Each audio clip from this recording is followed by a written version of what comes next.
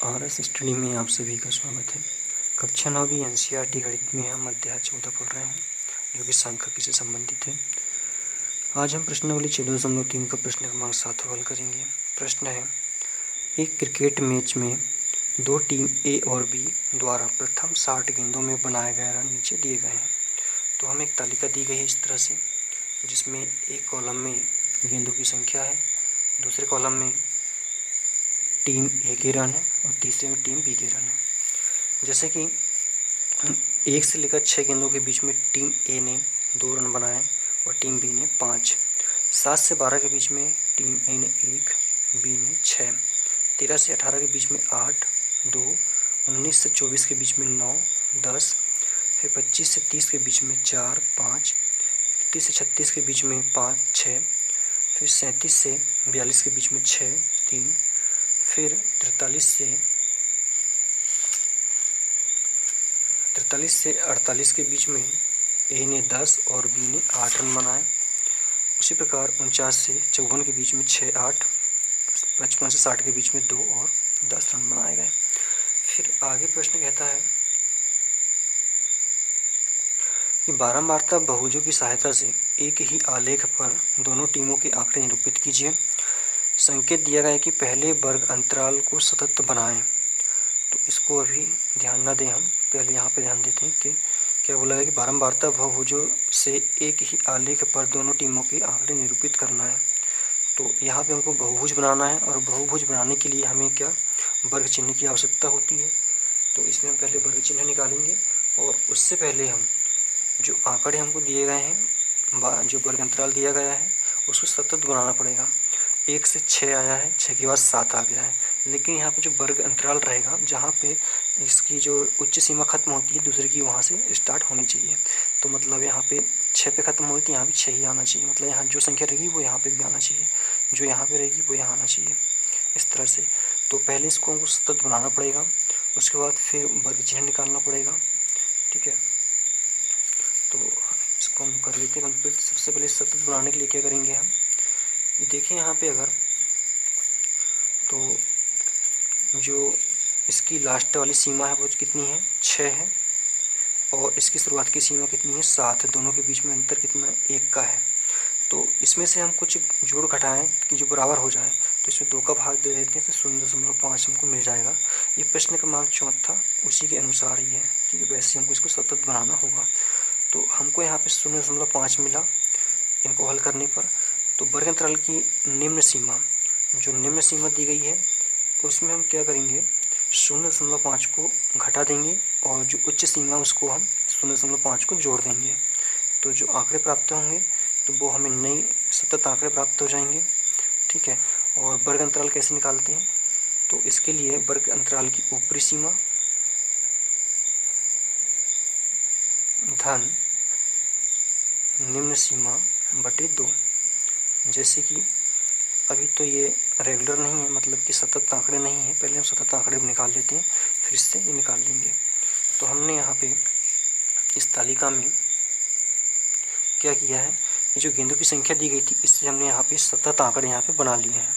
ठीक है, तो हमने यहाँ पे क्या निकाला था अभी, 0.5। तो हमने जब 0.5 को 1 में माइनस किया तो हमें 0.5 मिला, और 6 में जब हमने 0.5 को जोड़ा तो 6.5 मिला। उसी प्रकार इनमें सारे आंकड़ों में यहाँ पे प्रथम आंकड़ों में माइनस किया और यहाँ पे प्लस किया। तो इस तरह से ये आंकड़े हमको मिल गए। अब हमें यहाँ से वर्ग चिन्ह बनाना पड़ेगा। तो वर्ग चिन्ह बनाने के लिए हमने ये वाला फार्मूला यूज़ किया, ऊपरी सीमा धन निम्न सीमा बटे 2। तो ऊपरी सीमा कितनी है, 0.5, और निम्न सीमा कितनी है, ऊपरी सीमा कितनी है, 6.5, धन निम्न सीमा कितनी है, 0.5। इनको हम जोड़ेंगे तो कितना जाएगा, 5 5 10, 10 का 0, इसके बटे में 2 आएगा पहले, तो 5 5 10, 10 का 0, हासिल का बच जाएगा 1, और जब 1 बचेगा 6 और 1 7, तो 7/2। तो इसको जब माइनस करेंगे हम तो 3.5 हमको मिल जाएगा। तो उसी प्रकार हम सभी आंकड़ों को हल किए तो हमको यहाँ पे इस तरह से नए आंकड़े मिल गए हैं। तो हमने यहाँ पे सतत आंकड़े यहाँ पे हमको मिल चुके, वर्ग अंतराल सतत वर्ग अंतराल मिल चुका है, वर्ग चिन्ह भी मिल चुका है, और हमको टीम भी यहाँ पे दी गई है। तो इससे हमने क्या किया, यहाँ पे एक आयत बना लिया, बहुभुज बना लिया यहाँ पे हमने। ठीक है, अब बहुभुज में क्या होता है कि एक बाह्य अक्ष होना चाहिए और एक एक्स अक्ष होना चाहिए।